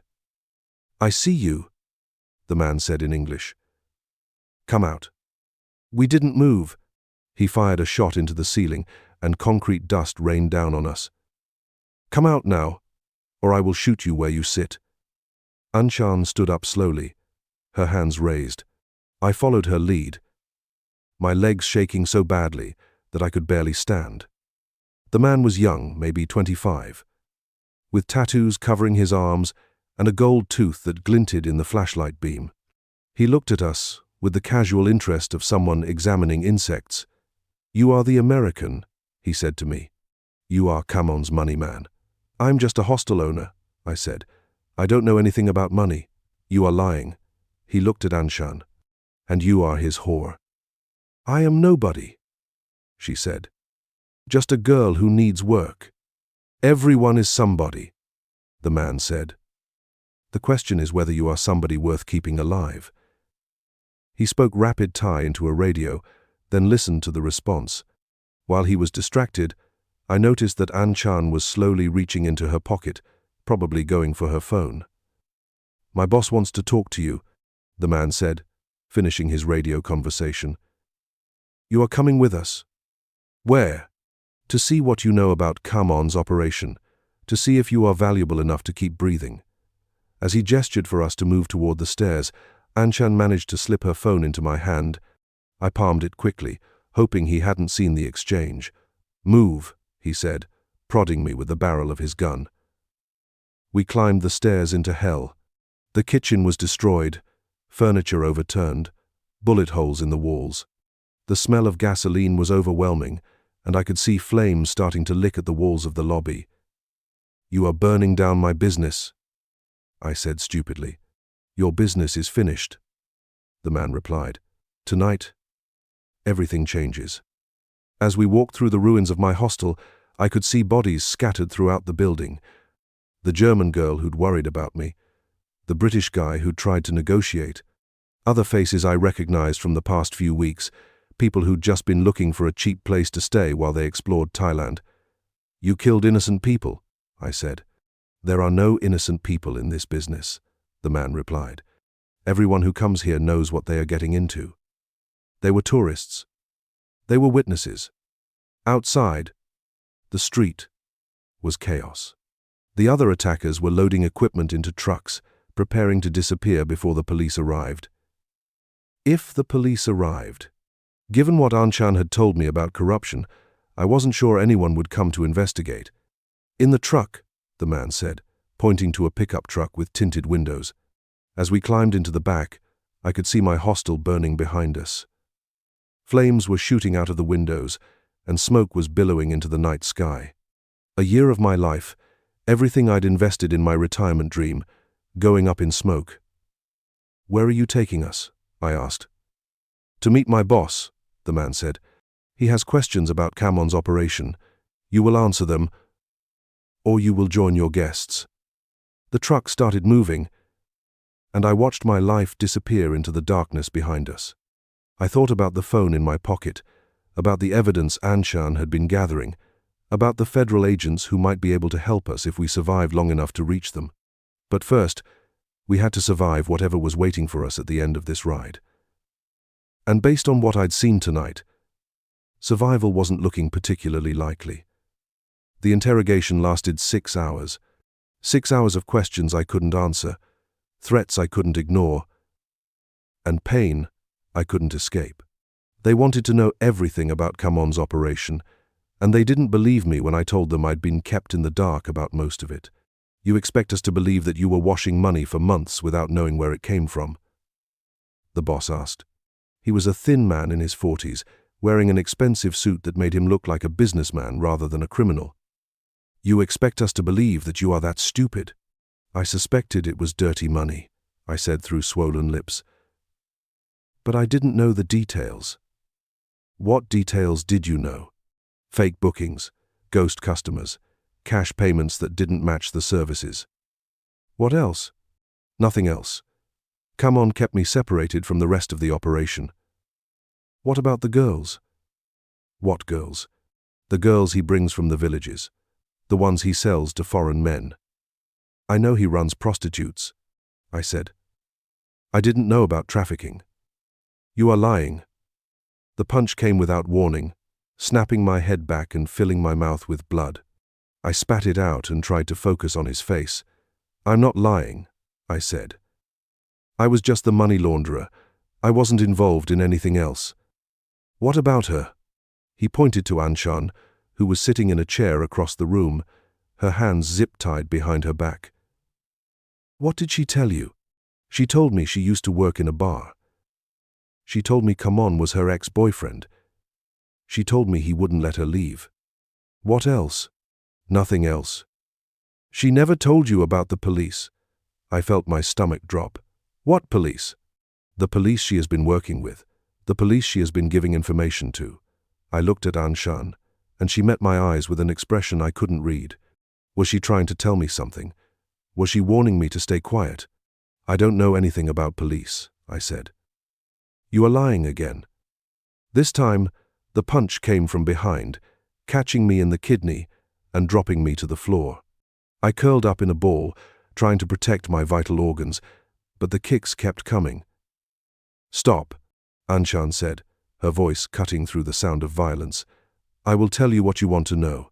The kicking stopped, and I looked up to see the boss standing over me, his expensive shoes splattered with my blood. I am listening, he said. I have been working with federal agents for 3 months, Anchan said.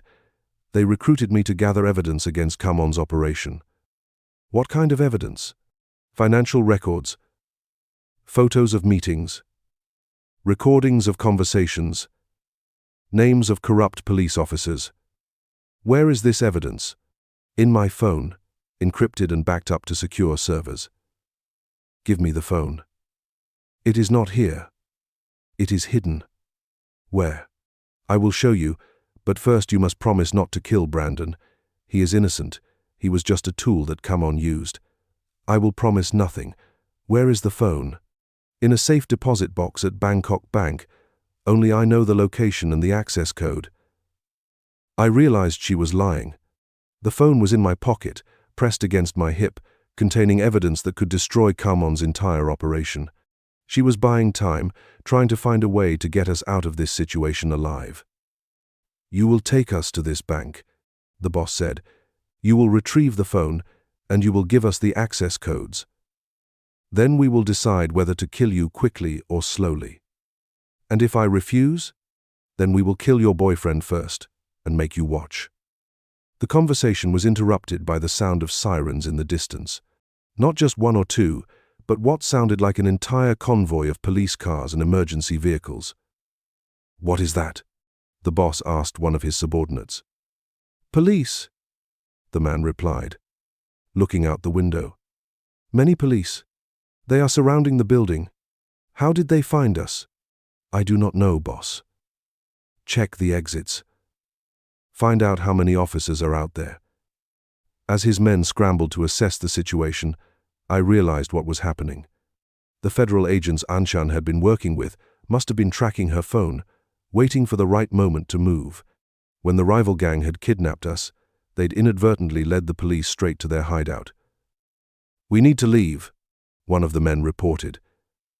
There are at least 20 police cars outside, and they are setting up a perimeter. Back exit? Blocked. Roof? Snipers. The boss looked at us with the expression of a man who just realized his game was over. You set us up, he said to Anchan. I did not set you up, she replied, but I did not try to stop it either. You are both dead. If we are dead, then you are dead too, I said, surprised by the strength in my own voice. Those are federal agents outside. They are not going to let you walk away from this. Then we all die together. He pulled out a pistol and pointed it at my head. I closed my eyes, thinking about my life in Ohio, about the quiet retirement I'd wanted, about all the choices that had led me to this moment. Police. A voice called out through a megaphone. This is Detective Somchai with the Bangkok Metropolitan Police. You are surrounded. Release the hostages and surrender peacefully. The boss laughed. Somchai. The one honest cop in Bangkok. Too bad he is too late. He is not too late, Anchan said. Not if you are smart. What do you mean? I mean that killing us will not help you escape, but cooperating with the police might help you survive. You think I should surrender? I think you should consider your options. You can die here tonight. Or you can live to fight another day. The boss was quiet for a moment, weighing his choices. Then he lowered his gun. What do you want? He called out toward the window. I want to negotiate, Detective Somchai replied. Send out the hostages, and we can talk about terms. What terms? Safe passage out of the country in exchange for information about Kaman's operation. Why should I trust you? Because I am the only thing standing between you and a life sentence in Bangkok prison. The boss looked at us, then at his men, then at the police cars visible through the window. Finally, he made his decision. Untie them, he said to his subordinates. We are going to make a deal. 20 minutes later, Anchan and I were sitting in the back of a police car, wrapped in blankets and trying to process what had happened. My face was swollen, my ribs were bruised, and I could taste blood every time I swallowed. But I was alive, and that was more than I'd expected an hour ago. Are you okay? Anchan asked. I think so. You? I will survive. The evidence, I said quietly. It's still in my pocket. I know. When we get to the station, give it to Detective Somchai. He will know what to do with it. What happens now? Now we answer questions. Many questions. For a long time. And then, LibriVox.com, my.com, then we hope the system works better than it usually does. As the police car pulled away from the warehouse, I looked back at the burning ruins of my hostel in the distance. A year of my life, reduced to smoke and ash. Everything I'd invested in my retirement dream, gone. But I was alive. Anchan was alive. And maybe, just maybe, we could help bring down the man who'd turned our lives into a nightmare. If we survived the legal system long enough to testify, the Thai prison system is not designed for comfort.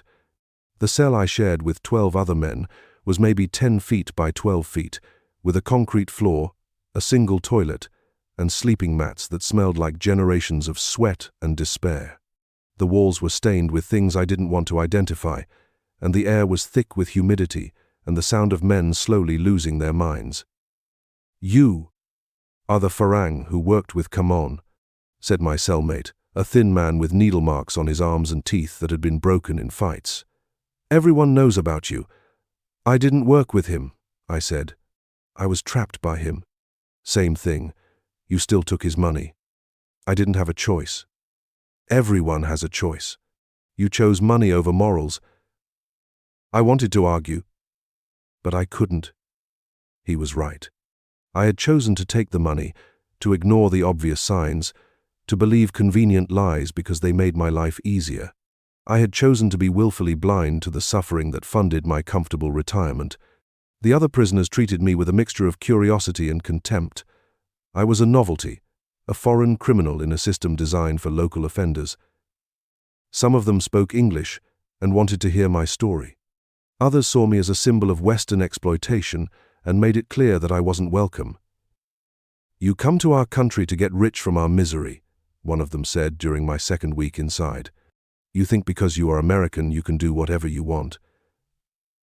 I didn't come here to exploit anyone, I said.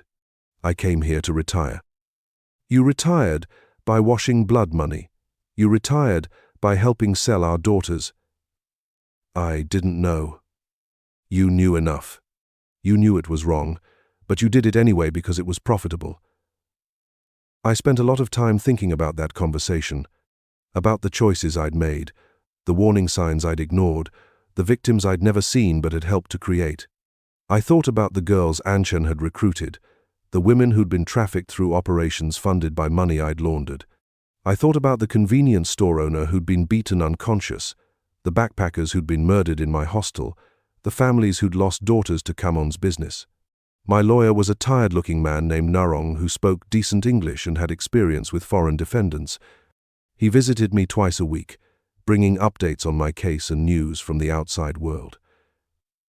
The prosecutor wants to charge you with money laundering, conspiracy, and accessory to human trafficking, he told me during our third meeting. The evidence is strong. They have financial records, witness testimony, and your own admissions. What about the fact that I was coerced? Coercion is difficult to prove. The law says that if you participated voluntarily in criminal activity, your motivation does not matter.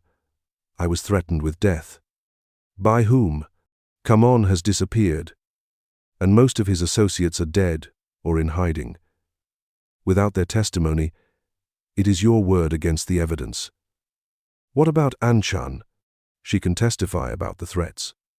Miss Anchan is facing her own charges. Her testimony might help you, but it might also implicate you further. I hadn't seen Anchan since our arrest. She was being held in a women's facility across the city, and communication between us was restricted. I didn't know if she was cooperating with the prosecution, if she was trying to protect me, or if she was just trying to save herself.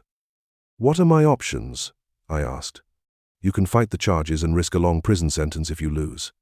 Or you can cooperate with the prosecution, testify against Kaman's associates, and hope for a reduced sentence. What kind of reduced sentence?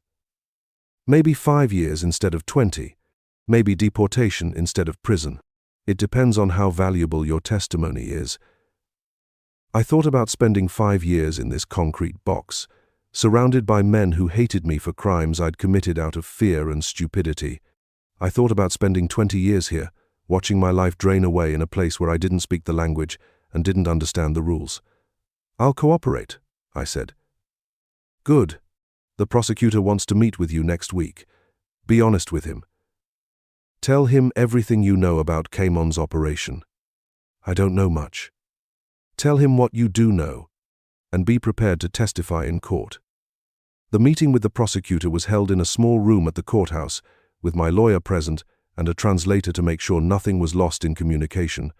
The prosecutor was a young woman named Siriporn, who looked like she was barely out of law school but spoke with the confidence of someone who'd seen too much criminal behavior. Mr. Brandon, she said, consulting a thick file, you are charged with participating in a criminal enterprise that laundered approximately 2 million baht and facilitated the trafficking of at least 30 women. I didn't know about the trafficking, but you knew about the money laundering. Yes. And you participated willingly. I was threatened. By whom? By Kaman, by his associates. They made it clear that refusing to cooperate would result in violence. Did they explicitly threaten to kill you? Yes. And they showed me photos of other people who had been killed for refusing to cooperate. Do you have evidence of these threats? Number. It was all verbal. I see. She made a note in her file. Tell me about your relationship with Miss Anchan. I thought she was my girlfriend. I thought we were building a life together. But you now know that she was working for Kaman. Yes. And you know that she was also working for the police. I learned that during our kidnapping. Did she ever ask you to participate in illegal activities? She encouraged me to accept the fake bookings and not ask questions about them. Did she threaten you? Number. But she made it clear that questioning the arrangement would be dangerous. For both of you. Yes. The prosecutor spent 2 hours going through every detail of my involvement with Kaman's operation. She wanted to know about the money, the meetings, the fake bookings, the people I'd met, the conversations I'd overheard. She wanted to know about my relationship with Anchan, about the threats I'd received, about my knowledge of the broader criminal enterprise. Your testimony will be crucial in convicting Kaman's associates, she told me at the end of the meeting. But I need you to understand that cooperation does not guarantee leniency. You committed serious crimes, and there will be consequences. What kind of consequences? That depends on the judge, and on how useful your testimony proves to be. I spent 6 more weeks in prison before my case went to trial. 6 weeks of concrete walls, terrible food, and the constant fear that one of my cellmates would decide that killing a foreign money launderer was worth the risk of additional charges. I read books in English that other prisoners had left behind, wrote letters to my sister in Ohio that I knew would never be sent, and tried to prepare myself for whatever verdict was coming. The trial lasted 3 days. I testified for 4 hours, describing my involvement in Kaman's operation, the threats I'd received, and the fear that had motivated my cooperation. The defense attorney tried to paint me as a willing participant who was now claiming victimhood to avoid responsibility. The prosecutor portrayed me as a naive foreigner who'd been manipulated by experienced criminals. Anchan testified on the second day. She looked thinner than I remembered, and there were dark circles under her eyes that suggested she wasn't sleeping well. She told the court about her own involvement with Kaman, about the coercion she'd experienced, and about her decision to work with federal agents. "I tried to protect Brandon," she said, looking directly at me. "I tried to find a way to escape the situation without getting him killed. But I was not strong enough, and I was not smart enough. I failed him, and I failed myself." When she finished testifying, our eyes met across the courtroom. There was no love there, no romance, no future. Just 2 people who'd been broken by the same experience, who'd survived something that had cost them everything they'd thought they wanted. The verdict came on the 3rd day. Guilty on all charges, but with mitigating circumstances that reduced my sentence to 18 months in prison, followed by immediate deportation. The judge said that my cooperation with the prosecution and my obvious remorse had saved me from a much longer sentence. "You came to Thailand seeking peace," the judge said. "Instead, you found chaos. You allowed your loneliness to cloud your judgment, and you allowed your fear to compromise your integrity. You will serve your sentence and then return to your home country, where I hope you will make better choices." 18 months. It felt like a lifetime, but it was better than the 20 years I'd been facing. And at the end of it, I would be free to go home, to start over, to try to rebuild something from the wreckage of my Thai adventure. But first, I had to survive a 1.5 years in a concrete box, surrounded by men who had every reason to hate me for the crimes I'd committed and the country I represented. The funny thing was, I hated myself for exactly the same reasons. The deportation happened on a Tuesday morning in March, 18 months after my arrest. I walked out of Bangkok prison carrying a plastic bag with my few remaining possessions and a one-way ticket to Cleveland that the Thai government had generously provided. The officer who escorted me to the airport was polite but firm, making it clear that I was never welcome to return to Thailand. "You understand that you are permanently banned from entering the Kingdom of Thailand," he said as we sat in the departure lounge. "Any attempt to return will result in immediate arrest and imprisonment." "I understand," I said, though part of me wondered if I'd ever want to return anyway. "Good. Your flight boards in 30 minutes. I sat there watching planes take off and land, thinking about the man who'd arrived in Bangkok almost 2 years earlier. He'd been full of hope and naive optimism, convinced that geography could solve the problems that geography had never caused.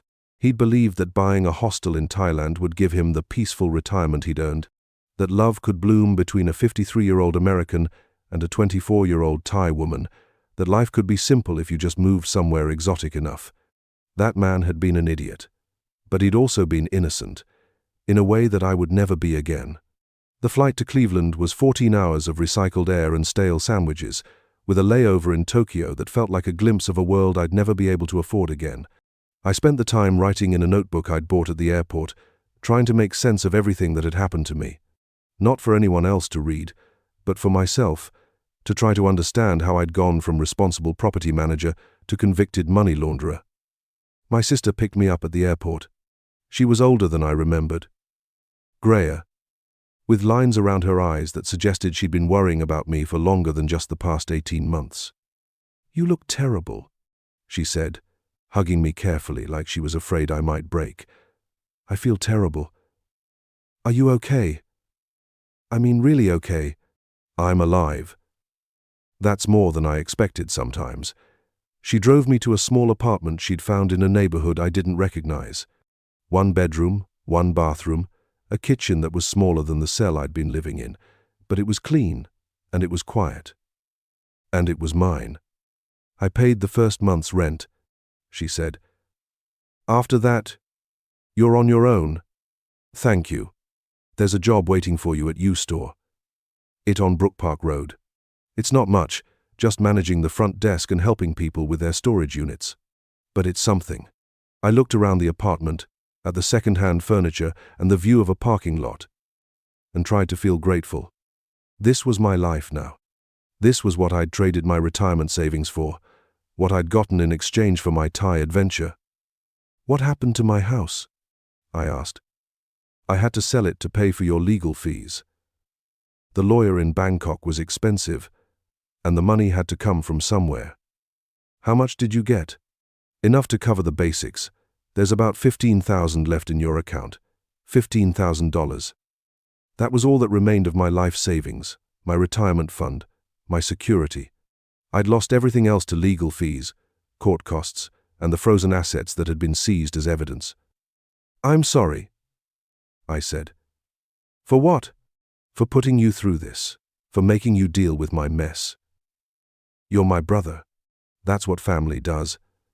But I could see the strain in her face, the way she was trying to be supportive while also protecting herself from my disasters. She'd spent money she couldn't afford, time she didn't have, emotional energy she'd needed for her own life. And for what? To rescue a brother who'd been stupid enough to get involved with criminals in a foreign country. The job at U-Store, it was exactly what she'd described. Sitting behind a desk, taking payments from people who needed to store their possessions, helping them find units that fit their needs. It was honest work, legal work, but it paid minimum wage and offered no benefits. At 55, I was starting over with nothing. My days developed a routine. Wake up at 7, shower, eat breakfast, walk to work. Spend 8 hours dealing with customers who were usually facing some kind of crisis, financial or personal, or both. Walk home, eat dinner, watch television, go to bed. Weekends were for grocery shopping, laundry, and trying to fill the empty hours with activities that didn't cost money. I didn't date. I didn't socialize. I didn't try to make friends or build relationships. I was too damaged for that. Too aware of how badly I'd misjudged people and situations. I'd fallen in love with a woman who'd been paid to manipulate me, trusted a man who'd been using me to launder money, ignored obvious warning signs because I'd wanted to believe I was living a dream instead of a nightmare. How could I trust my judgment about anyone anymore? The nightmares started about 3 months after my return. Not every night, but often enough that I started dreading sleep. I'd dream about the warehouse where I'd been tortured, about the burning hostel, about the backpackers who'd been killed because of my involvement with Kaman. I'd wake up sweating, heart pounding, convinced that I could smell smoke and gasoline. Sometimes I'd dream about Anchan, not the real Anchan, the one who'd been working with federal agents and lying to me from the beginning, but the version of her I'd fallen in love with, the shy spa attendant who'd brought me fruit and made me feel young. In my dreams, she was genuine, and our relationship was real, and we were happy together in a world where criminals didn't exist. I'd wake up from those dreams feeling worse than I felt after the nightmares. At least the nightmares were honest about what my life had become. I started going to therapy after my sister found me drunk on the floor of my apartment, crying about mistakes I couldn't undo and people I couldn't save. The therapist was a kind woman named Dr. Martinez, who specialized in trauma and addiction. "You're suffering from survivor's guilt," she told me during our 3rd session. "You feel responsible for things that were beyond your control." I wasn't beyond my control to ignore obvious warning signs. "You were isolated, lonely, and being manipulated by experienced criminals. You made the best decisions you could with the information you had. I made selfish decisions. I chose comfort over truth, money over morality. You chose survival over principles. In a life or death situation, that's not necessarily wrong. Tell that to the people who died because I was too cowardly to go to the police. Going to the police might have gotten you killed too. You don't know what would have happened if you'd made different choices. But I did know. I knew that if I'd been braver, smarter, more willing to sacrifice my own comfort for the safety of others, people might still be alive. The backpackers who'd been killed in my hostel, the women who'd been trafficked through money I'd laundered, the families who'd been destroyed by an operation I'd helped to fund. You can't save everyone, Dr. Martinez said. You can't undo the past, but you can learn from it and make better choices going forward. What better choices? I'm 55 years old, working minimum wage, living in a studio apartment. I have no savings, no prospects, no future. You have your life. You have your freedom. You have the opportunity to use your experience to help others avoid the same mistakes. I didn't want to help others. I wanted to disappear, to fade into the background of American life where nobody knew about my crimes or my failures. But Dr. Martinez kept pushing me to find meaning in my suffering, to transform my trauma into something useful. Have you considered writing about your experience? She asked. There are other men who retire to Southeast Asia without understanding the risks. Your story could serve as a warning. Who would want to read about my failures? Who would want to read about my failures? Chapter: People who might be about to make the same mistakes. So I started writing, not the notebook scribbles I'd done on the plane, but a real account of everything that had happened to me, how I'd been recruited, manipulated, and used, how I'd ignored warning signs because I'd wanted to believe I was special, how I'd traded my integrity for companionship and found out that both were worthless when your life was on the line. The writing was painful. Every page forced me to confront my own stupidity, my own cowardice, my own complicity in crimes that had destroyed lives. But it was also therapeutic, a way of processing experiences that had been too overwhelming to understand while they were happening. I wrote about the loneliness that had made me vulnerable to manipulation, the way I'd confused being needed with being loved, the small compromises that had led to big crimes, the fear that had paralyzed me when I should have acted. Most importantly, I wrote about the cost of willful blindness, how I'd chosen not to see what was obvious because seeing it would have forced me to make difficult choices, how I'd prioritized my own comfort over the welfare of others, and how that selfishness had ultimately cost me everything I'd thought I wanted. After 6 months of writing, I had a manuscript. Not a polished book, but a raw account of how an ordinary American retiree had become a convicted money launderer. I sent it to a few small publishers, not expecting much response. The publisher who accepted it was a woman named Sarah, who specialized in true crime and memoir. She'd read my story and seen value in it as a cautionary tale. There are thousands of Western men retiring to Southeast Asia every year, she told me during our first phone call. Many of them are vulnerable to the same kind of manipulation you experienced. Your story could help them recognize the warning signs. I don't want to be famous for being stupid. You're not famous for being stupid. You're useful because you're honest about your mistakes. That takes courage. The book came out 18 months later. It didn't become a bestseller, but it found its audience.